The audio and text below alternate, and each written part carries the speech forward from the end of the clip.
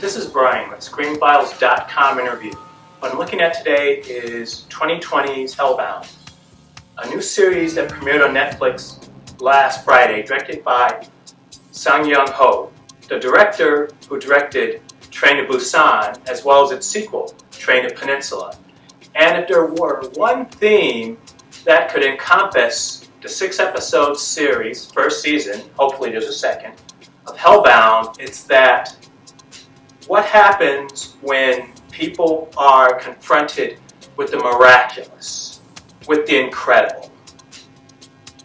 If you recall 1987's Close Encounters of the Third Kind, directed by Steven Spielberg, that response is a reply with wonder and amazement and incredulity, while the response to the incredible in Hellbound is fear, manipulation, and panic, which is to be expected because, unlike those aliens in Steven Spielberg's movie, the creatures in Hellbound are, while just as unpredictable, extremely violent, or at least seemingly so.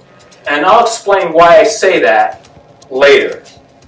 Though the movie revolves around these beings, these entities that are very much supernatural in nature, in the sense that they appear, do what they do, and vanish. There's no controlling them. There's no understanding them. But, and this is where it gets really interesting, that doesn't stop people from pretending they understand them. Specifically, what happens is that 3 or 4 of these beings, they look like football players, essentially, crossed with the creature from Michael Mann's The Keep. And what they do is pound people to a pulp and then seemingly fry them, literally so that there's virtually very little left beyond a skull and a torn up rib cage and stuff like that. So people don't know why this is happening, though a religion grows around it called the New Truth, if I recall. And the New Truth has enforcers known as the Arrowhead.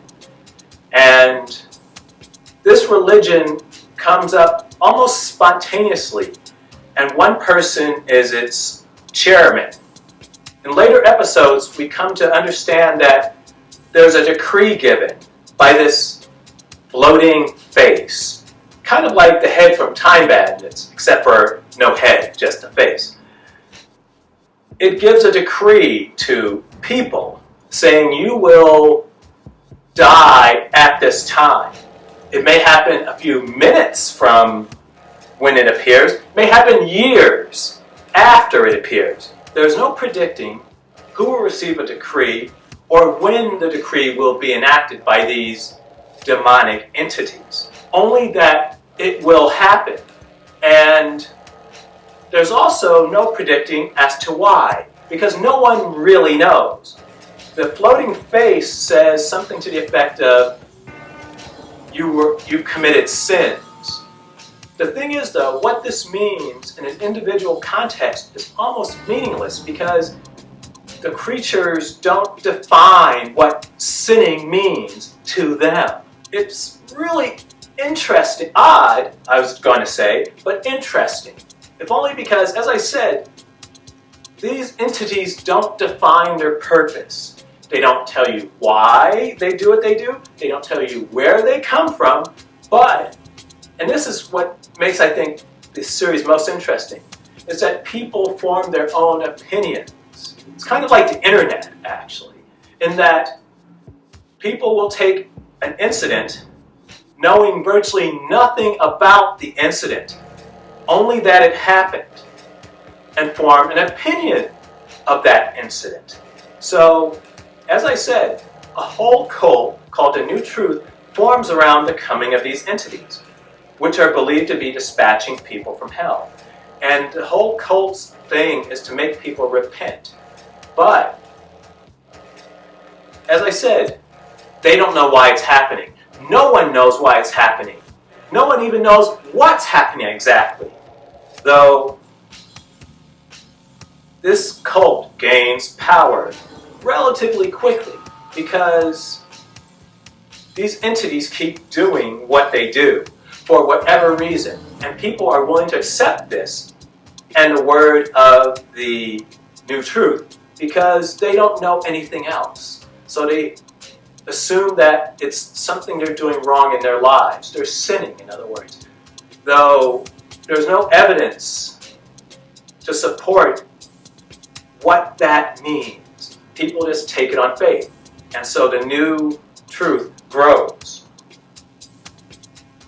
The thing is, though, there are people who are, while not necessarily denying what the new truth is saying, are a little more skeptical. One person happens to be a police officer, another a lawyer, and eventually a person is decreed to die, and the lawyer works to get her children out of the country. And she doesn't really believe, so she thinks that the mother will eventually join the children in Canada, in fact.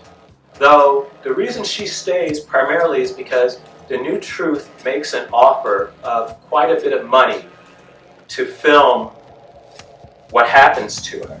Now the lawyer who represents her doesn't quite believe it, but nonetheless, they just roll with it because the money can be used to support the woman's family, and as I said, the lawyer doesn't believe it. She's wrong, but she doesn't believe it in any case. So they set up a viewing area and put this woman alone in a chair. The police are privy to this as well. So what they try to do is surround the area and intend to shoot the entities.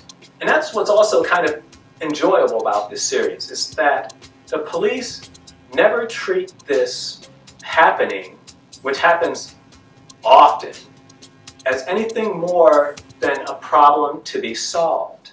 They deny the extraordinary nature of the happening, and they decide, we're going to shoot it. It's pretty much the American answer to virtually everything.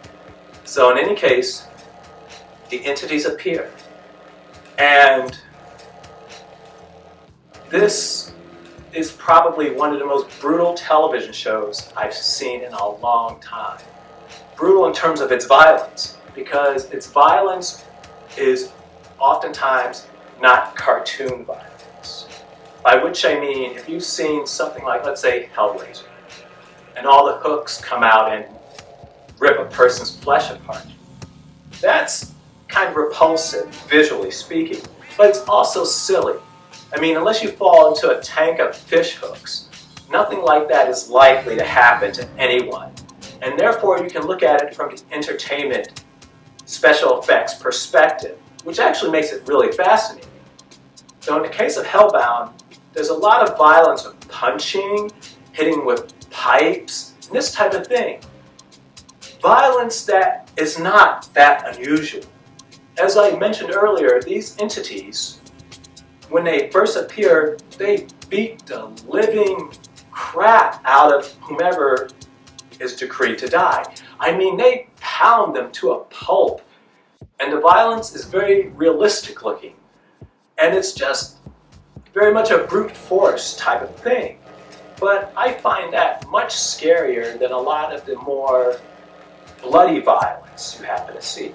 Because, as I said, it's more realistic. People pound each other to a pulp every day. That this is happening in this fashion is a little bit terrifying, frankly. So in any case, they beat this woman senseless. They just rail on her. And eventually, I assume they take her soul. See, that's the thing, though. As I said, I assume.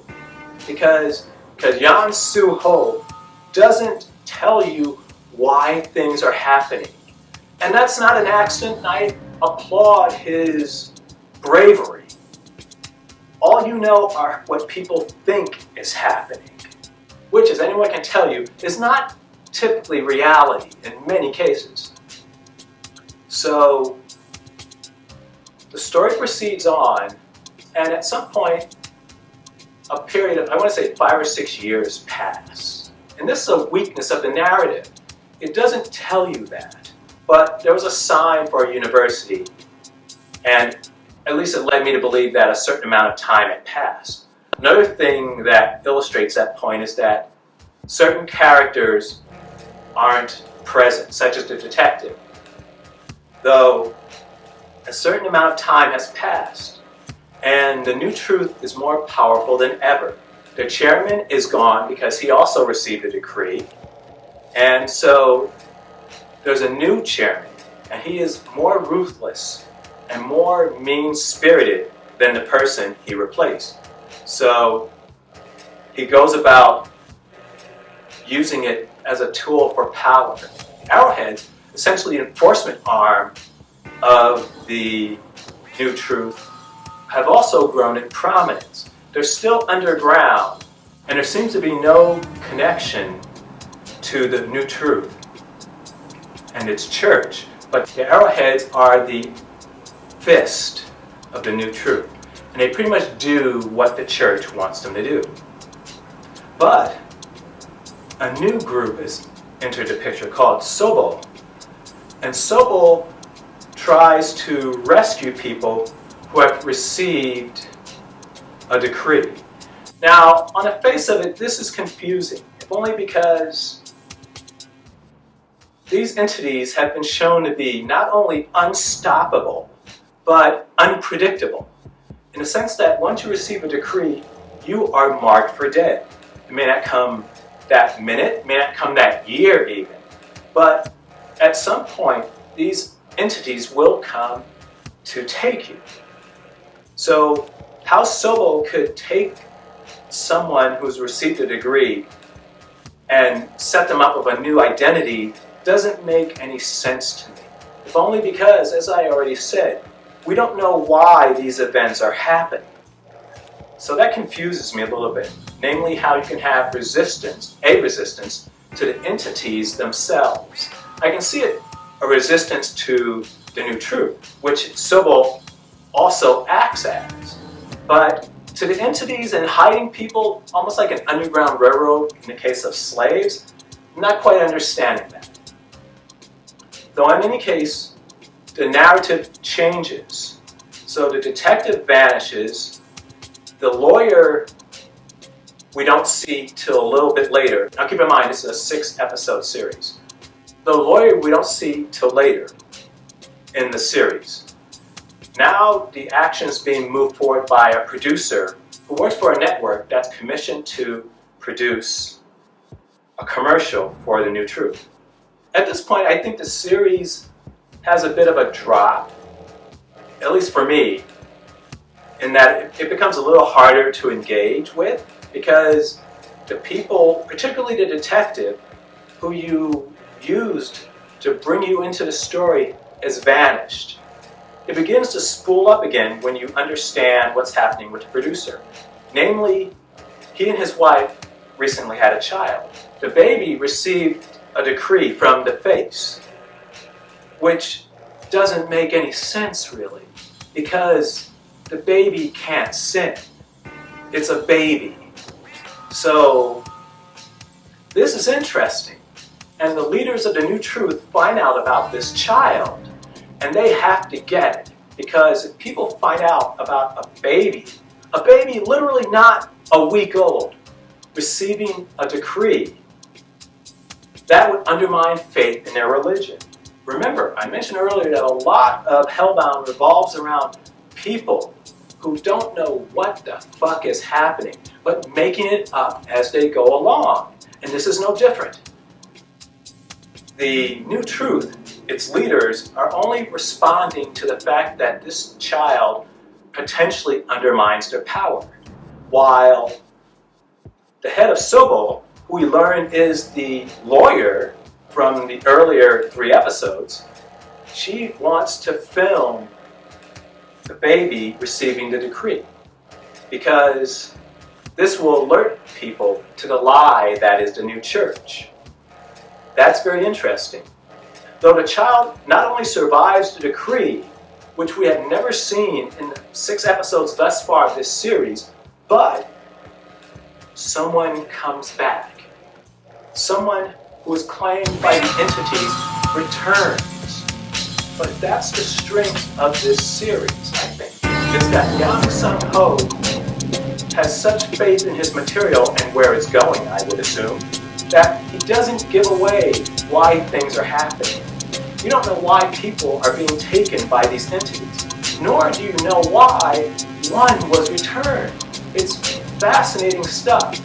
You can draw all sorts of analogies from this material, from Nazism to religion and its corrupting influence, to the influence of powerful people, how they manipulate us. There's a lot to be had here. And while initially there's almost an info dump, in the sense that some exposition tells you about the new truth, it tells you about Arrowhead, and it's actually a bit much. I thought it was a little overwhelming, especially in, I want to say, the first episode. Though, as I said, this is only 6 episodes, so it's not a lot of time, so he just kind of threw it in there. I just wish that it would have been doled out a little less intense. But in any case, Hellbound is really interesting. I get the feeling it is not at all what you think it will be. This is Brian with ScreenFiles.com in review. Do you agree, disagree? Let me know down below. And as usual, consider a like or a follow. Peace.